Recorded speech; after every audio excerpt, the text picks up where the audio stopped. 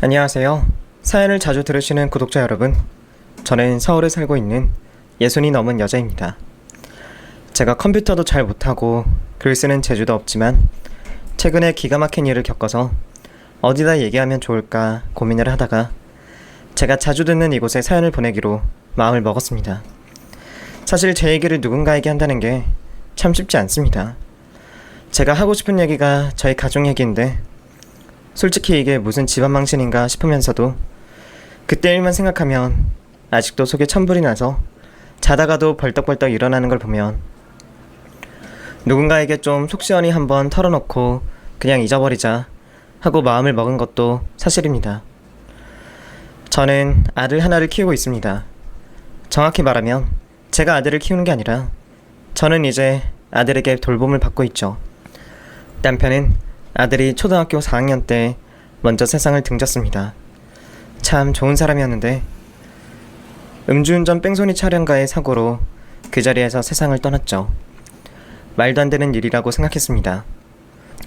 솔직히 라디오 뉴스나 TV에서도 고속도로 하루 사망자가 몇 명이다, 오늘은 무슨 사고 일어났다, 이런 기사를 접했을 때 내 얘기는 아니니까, 다른 사람들한테 일어난 일이니까 관심 없이 넘겼던 것도 사실이었거든요. 그때 조금 더 마음을 담아서 유가족들을 위로해줄걸, 남편에게 조심하라고 말을 해줄걸 하는 생각을 얼마나 많이 했는지 모릅니다. 지금이야 그런 것들이 없지만 제가 쭉 서울에서 살았는데 저희 동네는 제가 젊을 때만 해도 이웃집에 누가 사는지 무슨 일이 생겼는지 알 정도로 돈독한 사이였습니다. 저희 남편이 갑작스레 세상을 떠났다는 얘기를 들은 동네 주민들이 저희의 학교 가는 것도 도와주고 밥도 챙겨 먹여주고 숙제도 챙겨서 봐주고 하는 덕분에 남편을 잘 보내줄 수 있었죠. 사실 아이를 장례식에 데려가서 지혜비가 떠나는 길을 같이 배웅해주는 것이 맞지만 발인 날 말고 장례식을 진행하는 3일 동안은 아이를 최대한 빈소에 못 오게 했습니다.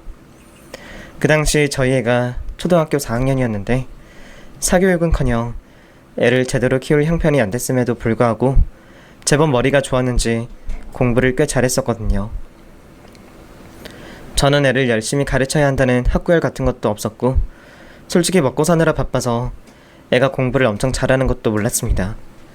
그리고 초등학생이 공부 잘해봤자 뭐 인생에 얼마나 큰 영향을 끼칠까 싶었던 아니라는 생각도 있었고요. 하지만 주변 학부모들은 달랐습니다. 영진이 엄마, 영진이 아빠 장례 치를 때 말이야, 영진이 우리 집에서 봐주면 어떨까 싶은데, 아직 애가 어린데 3일 내내 빈소에 있기 힘들잖아. 그렇다고 엄마가 챙겨줄 수도 없고, 어차피 영진이랑 우리 애가 같은 반이니까 학교도 같이 다니고 공부도 같이 하고 숙제 같은 것도 같이 하면서 좋지 않을까 해서 하고 말을 하더라고요. 그 마음이 너무나 고마워서 아유, 내가 그렇게 신세를 져도 될라나 모르겠어.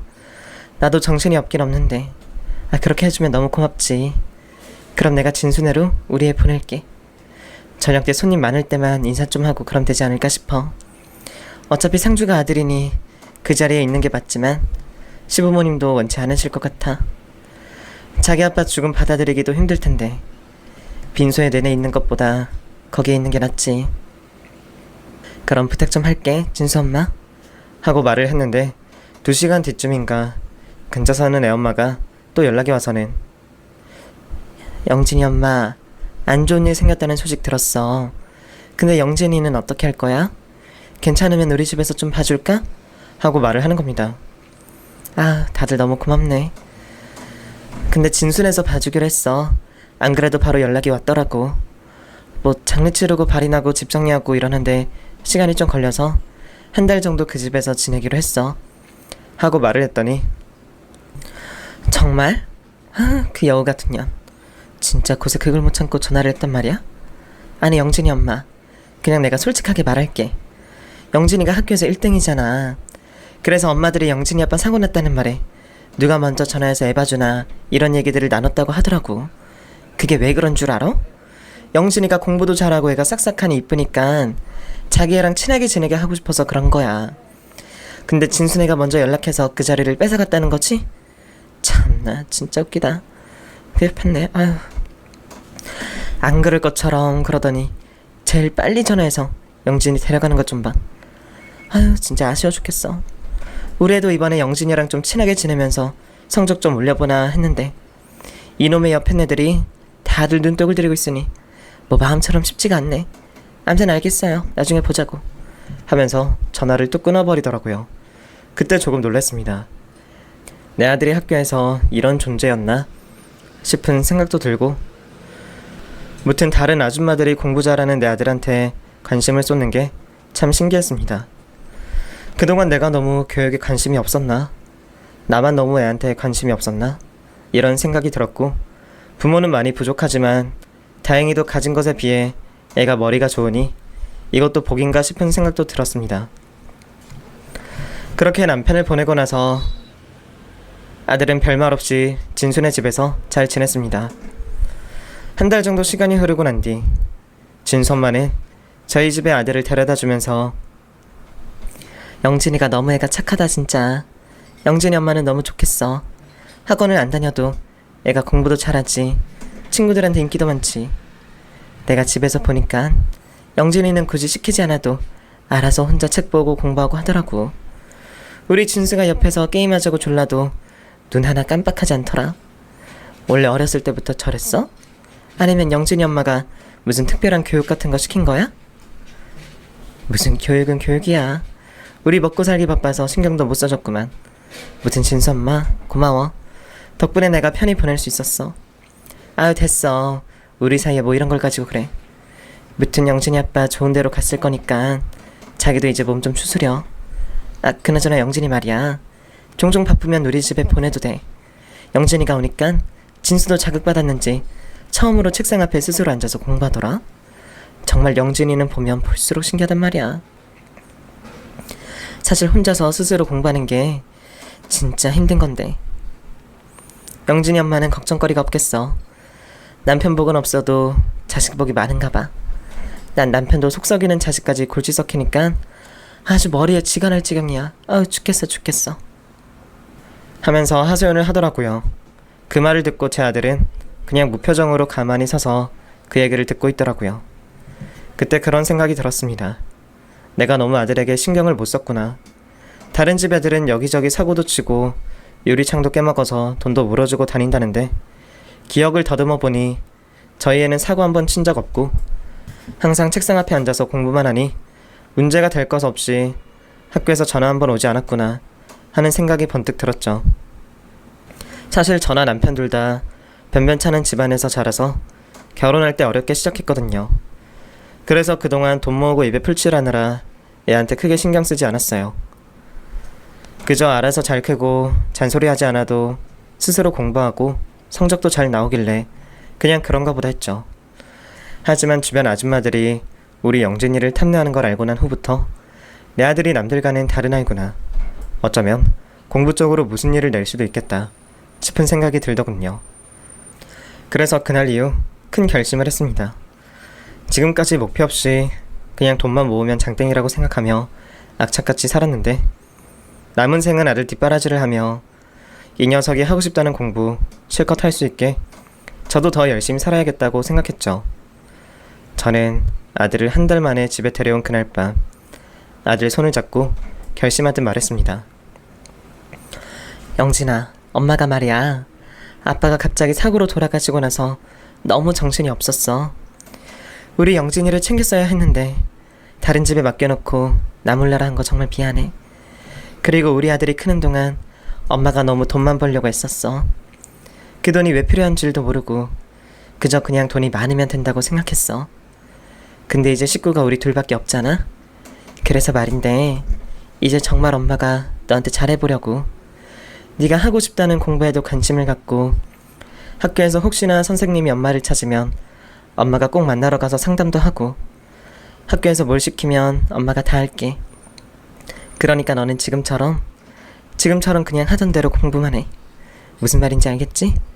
하고 말을 했더니 한참 동안 저를 쳐다보더라고요. 그러고서 처음 뱉은 말이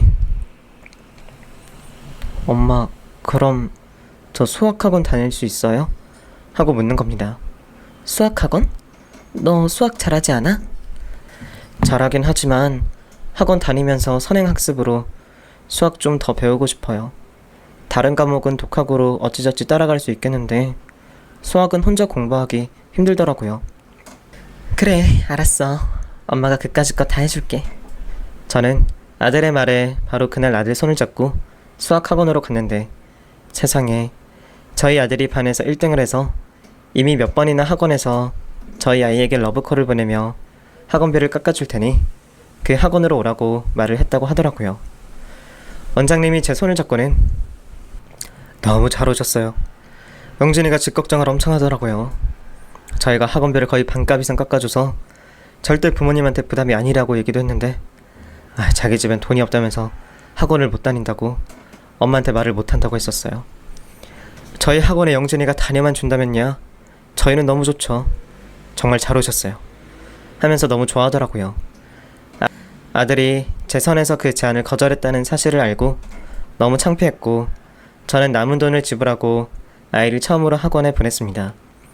학원을 다니면서 친구들과 잘 어울리다 보니 아들은 점점 학업 성적이 더 늘었고 성격도 많이 활발해졌습니다. 제가 주는 용돈 외에는 한 번도 돈을 달라고 한 적 없던 아이였는데 친구 생일 파티에 가기로 했다면서 처음으로 10,000원을 더 달라고 하기도 했죠. 그렇게 아이가 친구들과 잘 어울리고 공부에 심혈을 기울일수록 저는 더 열심히 일해야 했습니다. 아이를 혼자 둘 수가 없어서 근처 사는 아들 친구 엄마에게 부탁해서 아이 저녁을 먹여달라고 하고 심지어 가끔은 재워달라고도 했습니다. 제 사정을 뻔히 알고 저희 애가 공부를 잘하다 보니 부모들은 거부감 없이 저희 아이를 받아주었어요. 참, 다른 나라는 어떨지 모르겠지만 대한민국에서 공부 잘하는 자식을 둔 것만으로도 이렇게나 대접을 해주더라고요. 사실 아들이 공부 잘하는 게 남하고는 아무런 상관이 없는데 그것만으로도 어딜 가나 환영받고 챙겨주는 게 고맙고 신기했습니다. 그렇게 다른 집의 아들을 맡긴 저는 대신 남의 집 살이까지 하며 식모생활도 했죠. 평일에는 아들과 함께 집에서 생활하다가 주말에는 식구들이 많이 모인다는 사모님 댁에서 1박 2일 숙박을 하면서 그 집 일을 도왔습니다. 그리고 주말에 아들은 가까운 친구네 집에서 잠을 잤고요. 처음에 아들에게 제가 남의 집까지 한다는 말은 하고 싶지 않아서 숨겼는데 동네 아줌마들이 금세 그걸 아들에게 말해서 아들도 제가 남의 집에서 일을 한다는 걸 알게 됐죠. 그때가 아들이 중학생이기도 했고 한창 사춘기일 때라 무슨 이유인지 정확히 기억이 나진 않지만 아들이 제게 먼저 엄마, 혹시 말이야 아직도 주말에 식모일해? 하고 묻더라고요. 어떻게 알았어? 그냥 용돈벌이처럼 하는 거야. 너도 알잖아. 엄마가 주업으로 하는 거 아니라는 거. 알지. 아는데 엄마 그거 안 하면 안 돼? 솔직히 나 쪽팔려. 친구들이 엄마가 식모라고 놀리는데 할 말이 없잖아. 그리고 그거 하면 몸 상하는 거 아니야? 그거 말고 다른 일도 많은데 꼭 그걸 해야 되는 거야? 엄마 다른 일 알아보면 안 돼? 하고 말을 한 적이 있었죠. 하지만 그 일을 건들 수 없었습니다. 다른 일보다 월급도 많이 주시고 그거만큼 좋은 일이 없는데 식모라는 이유만으로 아들 면을 세워줘야 한다는 이유만으로 일을 건들 수 없었죠. 아들은 불평불만을 하면서도 꾸준히 공부를 했고 처음엔 일을 그만두라고 하다가 제가 계속 일을 나가니 그런 제 모습이 안쓰러웠는지 더 이상 그런 말을 하지 않더라고요. 보통 식모살이 하면은 몸고생보다 마음고생이 많다고들 하는데 저는 운이 좋아서 그런지 좋은 사모님을 만나서 어려움 없이 일할 수 있었어요. 가끔은 그 집에선 식구처럼 저를 대해주셨고 저희 애보다 3살이 많은 남자애를 키우고 있던 사모님이 저희 아들 입으라고 새우처럼 깨끗한 옷도 주시고 운동화도 많이 물려주셔서 옷이랑 신발 같은 건 걱정 없이 키울 수가 있었거든요. 그러니 아들이 그만두라고 사정을 해도 사모님과 정이 들어 그럴 수 없었죠. 그렇게 일도 열심히 하고 또 입는 거 먹는 거 아껴가며 아들을 키웠더니 고맙게도 제 아들 유명 법학대학에 입학할 수가 있게 됐고 동네 현수막까지 붙이게 됐습니다. 어느 정도 예상은 했지만 그래도 너무 기쁘더라고요. 당연히 동네 사람들이 저희 집에 들러서는 영진이 엄마 떡이라도 돌려야 되는 거 아니야? 너무 고생했네. 부러워 죽겠어 진짜. 하면서 제가 한 소리씩을 했고 좋겠다, 부럽다라는 말을 밤낮으로 듣고 살았습니다. 저도 아빠 없이 애를 키우면서 정말 힘든 일도 많았고 말 못할 서름도 많았지만 아들이 성공궤도를 달리는 모습을 보니 싱글맘으로 혼자 애를 키우던 시간이 주마등처럼 지나가더라고요.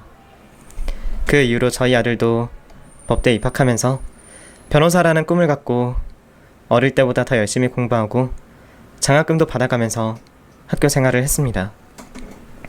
저도 지원할 수 있는 데까지는 최선을 다해보자라는 생각으로 정말 악착같이 살았고 남들이 하지 않는 일을 제가 먼저 하겠다고 나서면서 돈을 모았죠. 아들도 그 힘든 법 공부를 하면서 틈틈이 가위 알바를 해서 제 용돈을 보내주었죠. 그런 아들이 기특해서 저는 아들이 보내준 돈을 한 푼도 안 쓰고 모두 저금을 했어요. 그렇게 저희 모자 열심히 살았습니다. 그러던 어느 날 아들에게 전화가 왔습니다. 엄마, 오늘 저녁 밖에서 먹자. 내가 근사한 곳에서 대접할게. 하고 제게 문자를 하나 보내더라고요. 아들이 알려준 레스토랑에 가서 아들을 기다리는데 저 멀리서 그놈이 저벅저벅 걸어오는데 제 눈에 딱 들어온 건 바로 변호사 배지였습니다. 영진아, 이게 뭐냐? 너 배지가... 엄마, 나 이제 진짜 변호사 됐어. 그거 말하려고 오늘 밖에서 보자고 했어. 어때? 나 진짜 멋있지? 하면서 자기가 차고 있던 배지를 제게 꽂아주는데 울컥하고 눈물이 쏟아지더라고요. 한 아이를 키우려면 온 마을이 필요하다라는 말이 있는 것처럼 이놈 하나 키우려고 정말 동네 사람들이 너무 많이 도와줬던 것들도 생각나고 먼저 떠나간 남편이 우리 애를 잘 되라고 이끌어주는 건가 싶은 생각도 들고 여러모로 벅차올라서 저는 그 자리에서 펑펑 울어버리고 말았습니다. 그렇게 제 아들은 정말 변호사가 됐습니다. 아들의 첫 직장은 꽤 큰 로펌이었습니다. 아는 사람들은 이름만 들어도 알만한 곳이었고 아들이 변호사가 됐다는 사실을 사람들이 알게 되면서 그때부터 선자리가 엄청 들어오더라고요. 동네 사람들은 자기 딸과 결혼을 시키면 어떻겠냐고 수시로 연락을 해댔고 동창 모임에 한번 나갔더니 제 아들이 변호사가 됐다는 걸 어떻게 알았는지 저보고 밥을 사라고 해서 크게 한턱을 낸 적도 있었습니다. 가끔은 너무 괜찮은 처자를 소개해주겠다는 연락도 있었지만 제 아들의 결혼이고 성인인 아들에게 여자를 소개해주는 게 제 상식적으로는 좀 이상하다는 생각이 들었고 잘 자라왔던 것처럼 어련히 결혼 문제도 알아서 잘하겠거니 싶은 생각이 들어 아들의 연애나 결혼에 관여하지 않았습니다. 하지만 제가 너무 안일했던 걸까요? 하루는 아들이 술이 취해 집에 들어와서는 엄마, 나 좋아하는 여자가 생겼는데 이 사람이랑 결혼하면 어떨 것 같아? 하고 제게 사진 하나를 보여주는 겁니다. 너무 이쁘고 착하게 생겼네. 뭐하는 친구야? 하고 물었더니 그냥 회사원. 모임에서 알게 됐는데 애가 너무 싹싹하고 예뻐. 근데 날 받아줄지 모르겠어. 얘 사실 인기 엄청 많거든. 얘 좋아하는 남자도 많고. 그래서 나 같은 애를 받아줄지 모르겠네. 아이고 아들아, 그런 거 걱정하면 연애이고 결혼이고 아무것도 못해. 네가 뭐 어때서 그래.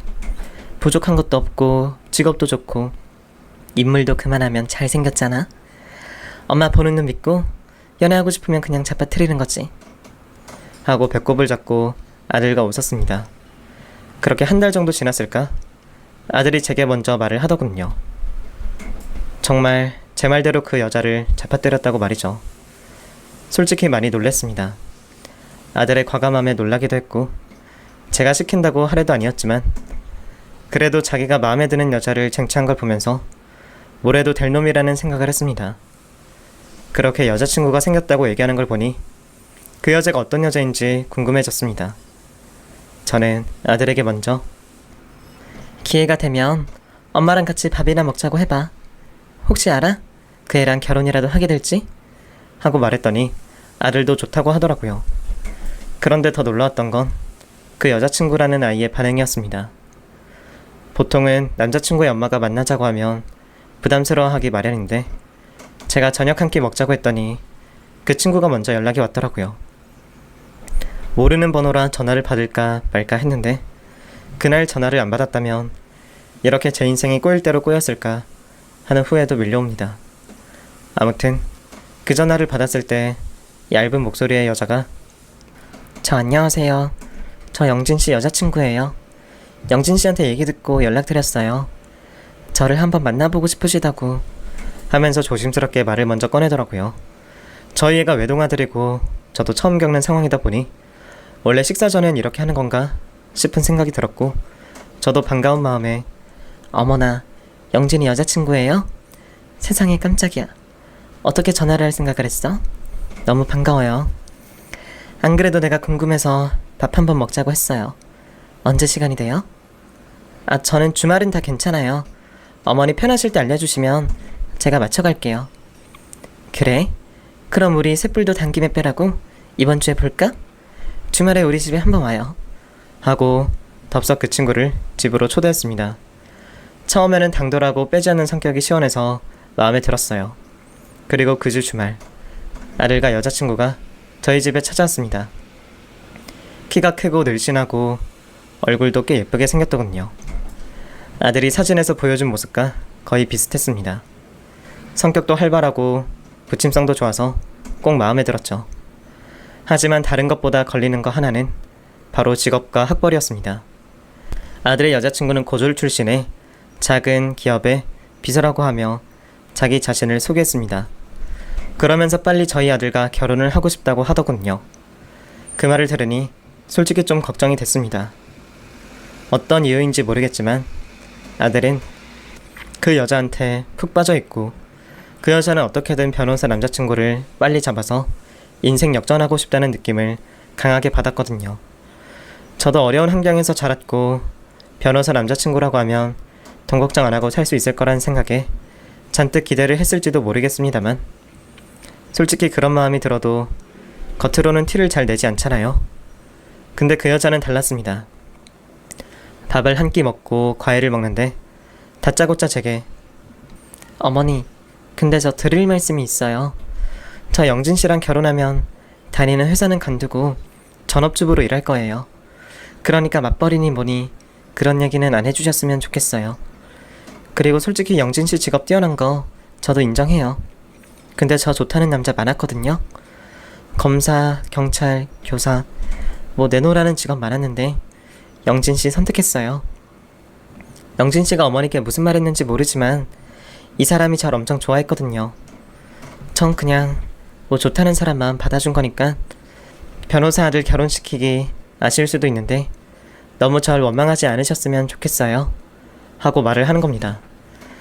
내 표정에서 혹시 드러났나 눈치가 보통이 아니네 라는 생각이 들었지만 저는 표정 관리를 하며 아가씨도 참나 그런 생각 안 해요. 그저 그냥 우리 아들이 좋은 사람 만나서 행복하게 지내기만을 바라는 거지 그거면 돼요. 그러니까 그런 생각 말고 둘이 예쁘게 연애 잘해요 하고 말했죠. 솔직히 맘속으론 아들이 연애만 하다가 헤어지길 바랬지만 두 사람이 꽤 오랜 시간 만남을 갖더라고요. 중간에서 제가 회방을 놓을까도 생각해봤지만 옆에서 말리면 오히려 사랑이 훨훨 더 타오른다고 해서 모른 척 했습니다. 그저 알아서 아들이 정리하고 헤어지길 바랬죠. 그 사이 몇 번의 헤어짐도 있었던 것 같은데 제가 그걸 알게 된 것도 아들이 너무 속이 문드러질 정도로 힘들어하니까 알게 됐지 제가 뭐 그걸 일일이 물어보고 하는 성격도 아니었습니다. 하지만 언제 그랬다는 듯이 둘이 다시 만나는 것 같더라고요. 그렇게 제 나이가 60이 넘고 아들이 3년 정도 연애를 하고 나서야 두 사람이 결혼을 하겠다고 저를 찾아왔습니다. 이 정도 사귀었으면 서로 어느 정도 확신이 있었으니 결혼까지 하겠구나 하는 생각을 했고 두 사람이 마음이 맞으니 학벌이고 나발이고 하고 싶은 대로 하라고 했죠. 짧게 만난 사이도 아니니 제가 중간에서 이래라 저래라 할 입장도 아니었죠. 결국 꺼림칙하지만 아들의 여자친구를 받아주었어요. 저도 그렇게 넉넉한 형편은 아니지만 며느리 집안도 별로 좋지 못했습니다. 학벌이랑 직업이 낮으니 집안이라도 좋았으면 싶었지만 어쩔 수 없었죠. 양가 집안 모두 변변찮으니 결혼할 때 혼수나 예단 같은 건 생략하고 그냥 둘이서 알아서 잘 살라고 했습니다. 그렇게 제 아들이 결혼을 하고 나서부터는 며느리에 대한 편견이 많이 사라졌었습니다. 결혼 전엔 누구보다 당돌하던 며느리가 결혼을 하고 나니 순한 양처럼 돌변해서는 제게 너무너무 잘하더군요. 오히려 결혼 전 제가 편견을 가진 게 미안할 정도로 정말 제게 잘했습니다. 아들이 없어도 제가 혼자 있는 게 외로울 거라며 저희 집에 찾아오기도 하고 반찬도 해다 보내주고 그랬네요. 그렇게 며느리랑 가깝게 지내면서 저도 아들을 키우면서 힘들었던 일에 대해 처음으로 얘기를 꺼냈습니다. 우리 아들 변호사 만들려고 내가 고생한 거 말도 못하지. 애 아빠 그렇게 갑자기 떠나고 나서 정말 안 해본 일이 없이 살았어. 오죽하면 남의 집 살이까지 하면서 어린애 두고 식모일까지 했겠어? 그때 동네 사람들 아니었으면 애 못 키웠어. 영진이가 순하니깐 사람들이 많이 봐줬지. 다 동네 친구들 덕이야. 지금도 그 친구들이랑 연락하면서 지낸다니까? 하고 말을 했더니 어머니 진짜 고생 많이 하셨네요. 그렇게 잘 키워주신 덕에 제가 영진 씨를 만나서 결혼까지 했네요. 어머니 정말 감사해요. 그동안 고생하신 거 제가 보답해드린다는 마음으로 더 잘할게요. 하면서 제 손을 잡아주는 착한 며느리였습니다. 그러니 저도 모르게 며느리에게 많이 의지하게 됐고 며느리가 싹싹하게 자라니 여기저기 데리고 다니면서 자랑도 했죠. 하지만 며느리에게 너무 솔직한 게 죄였을까요? 아니면 제가 무슨 실수라도 했던 걸까요? 제 환갑을 앞둔 그날 며느리가 저를 대하는 태도가 달라도 너무 달라졌다는 걸 알 수 있었습니다. 그 해는 제가 환갑이 되는 해였습니다. 하루는 며느리가 전화가 와서는 어머니 올해 환갑이시잖아요. 제가 환갑잔치 해드릴게요. 요즘에 다들 환갑잔치는 안 한다고 하는데 그래도 제가 꼭 챙겨드리고 싶어서요. 저희 부모님도 초대할 테니까 어머님 생신날은 시간 비워두세요. 아셨죠? 하고 제 환갑을 챙겨준다는 겁니다. 처음에는 당연히 너무나도 기뻤죠. 그래서 제 생일인 주말 아침 저는 제가 갖고 있는 옷 중에 제일 예쁜 옷을 입고 아들 집을 찾았습니다. 입구부터 음식 냄새가 진동을 했고 현관문 앞에 뭐가 잔뜩 쌓여 있더라고요. 효진아, 세아가 나 들어간다 하고 말을 했더니 집안에서 어머니 잠시만요. 들어오실 때 거기 입구에 박스 2개만 들고 들어와 주세요. 하고 며느리가 크게 말하더라고요. 박스? 이거 내가 들 수 있을려나 모르겠네. 내가 지금 옷을 치마를 입고 있어. 하고 말했더니 그냥 들고 오세요. 무거운 거 아니에요. 하고 대답하더라고요. 근데 묵직하니 뭔지 몰라도 들고 오라고 하니 옷에 좀 묻어도 그냥 들고 들어갔습니다. 그리고 바닥에 내려놨는데 사돈이 거실에서 TV를 보고 있더라고요. 어머, 사돈 오셨어요? 근데 옷에 뭘 이렇게 묻히고 오셨어? 하고 저를 위아래로 훑어보는 겁니다. 올 때는 깨끗하게 입었는데 이 박스 드느라 뭐가 좀 묻었나봐요. 언제 오셨어요? 하고 인사를 했더니 제 인사도 안 받고 그냥 방으로 들어가 버리는 겁니다. 그리고는 방에서 앞치마랑 다 해진 바지 그리고 목이 늘어난 티셔츠를 갖고 나오더라고요. 사돈, 이거 입으세요. 일하려면 이런 걸 입어야지. 그거 입고 와서 일할 수 있겠어요? 하고 말을 하는 겁니다. 좀 의아했습니다. 나는 오늘 초대받은 사람인데 이걸 내가 왜 입지? 하는 생각이 들었죠. 그러더니 옆에 서 있던 며느리가 뭐 하세요 어머니? 옷 갈아입고 나오셔야죠. 아무리 어머니 생신이지만 마냥 앉아서 생일상 받으실 건 아니죠? 하고 말을 하는 겁니다. 저는 얼떨결에 방으로 들어가서 옷을 갈아입고 났고 그런 저에게 며느리는 마늘을 갖다 주더라고요. 얼떨떨했지만 저는 그 상태로 거실에 앉아 마늘을 다듬었습니다. 부엌에서 갈비찜을 하던 며느리가 저를 보더니 어머니 왜 그렇게 마늘을 시원찮게 다듬으세요? 어머니 식물도 하셨다면서요. 손이 그렇게 느려서 어떻게 일을 하셨어요? 하고 말을 하더라고요. 순간 아차 싶었습니다. 내가 괜한 말을 했구나. 그런 건 말하면 안 되는 거였는데 며느리를 딸처럼 생각한 내가 바보였구나 싶었죠. 식모일이 창피한 건 아니었지만 그걸 사돈 있는 자리에서 말하는 며느리가 야속했어요. 하지만 그건 전초전에 불과했습니다. 다같이 저녁을 먹겠다더니 오후 5시가 돼도 아들은 오지 않더군요.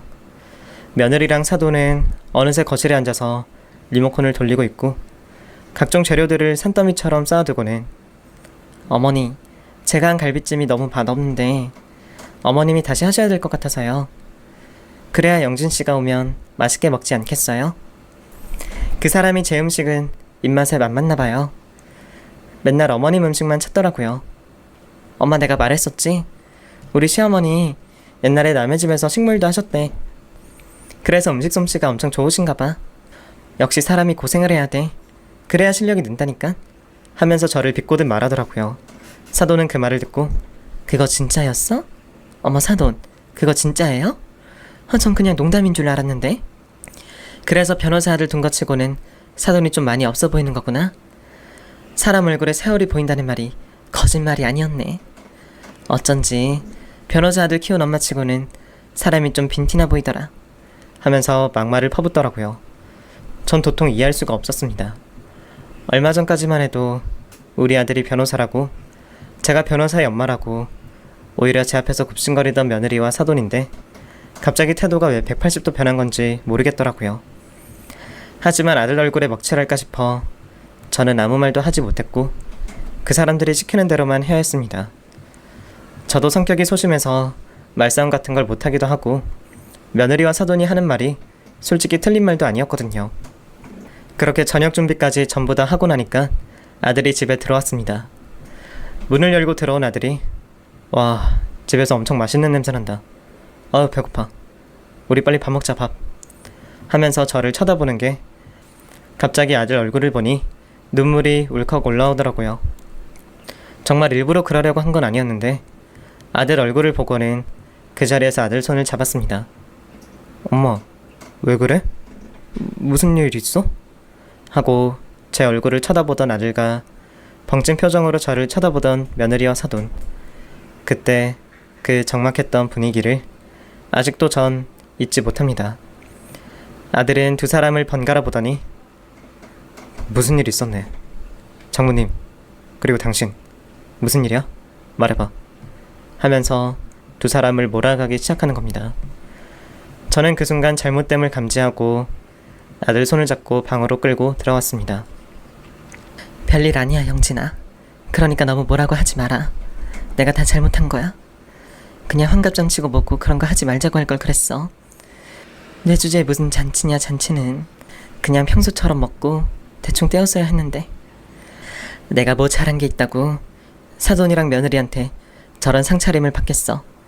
하고 말했더니 아들이 저를 쳐다보며 엄마, 그게 무슨 소리야. 엄마가 나 키우느라 얼마나 고생을 많이 했는데 지금 날 잡고 있는 그 손이 말해주고 있잖아. 어린 시절부터 엄마는 항상 손이 투박했었어.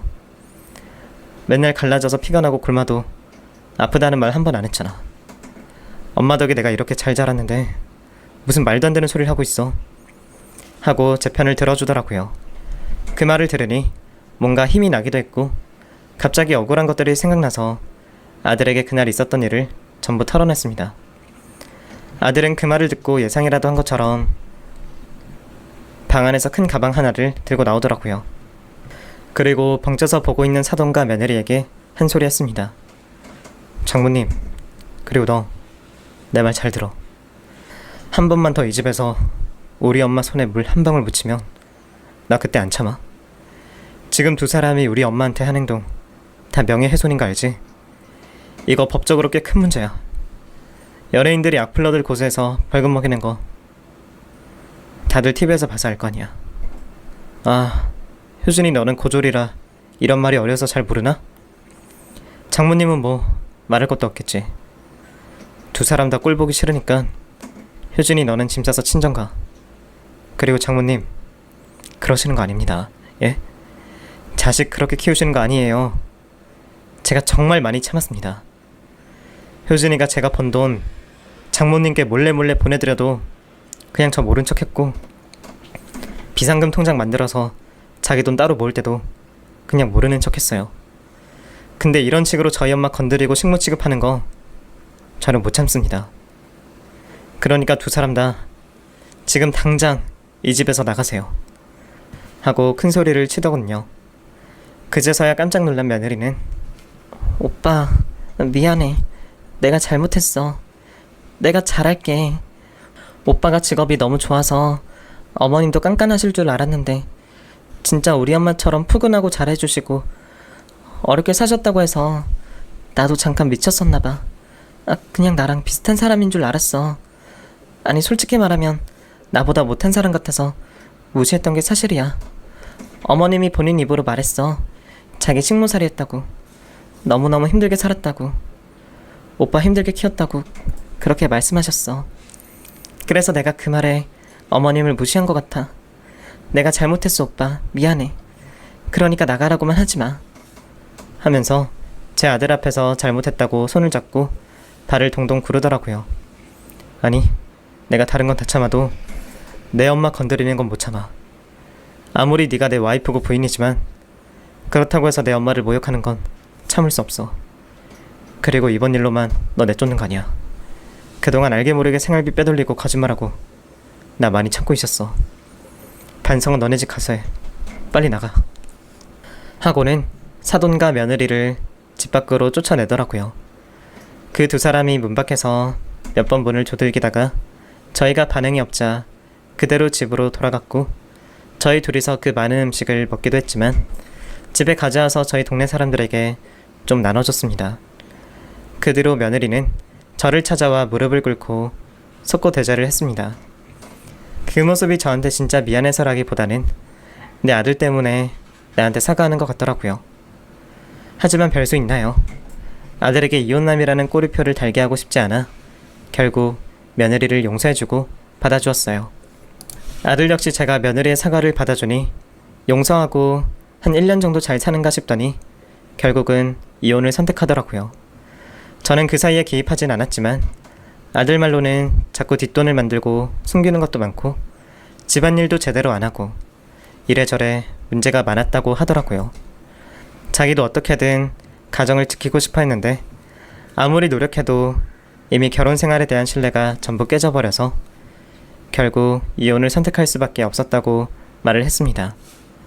어쩌면 예정된 결과일지도 모르겠습니다. 아들의 선택이라 제가 왈가왈부할 순 없지만 지난 세월을 돌아보면 며느리와의 관계에 있어서 제가 너무 딸처럼 대했나 싶은 생각도 들고 여러모로 아쉬운 점도 많습니다. 인생에 흠이라곤 하나도 없던 아들이라고 생각했는데 이혼이라는 흠이 생겨서 마음이 조금은 아프지만 그 흠을 아들과 함께 또 잘 메꿔갈 수 있는 좋은 사람을 만나길 바라야겠죠. 앞으로 바라는 게 있다면 우리 아들이 좋은 색식감 얻어서 행복한 가정을 꾸려 나갔으면 좋겠습니다. 그러면 더 바랄 것도 없는 것 같네요. 제 사연은 여기서 마치고요. 지금까지 들어주셔서 감사합니다.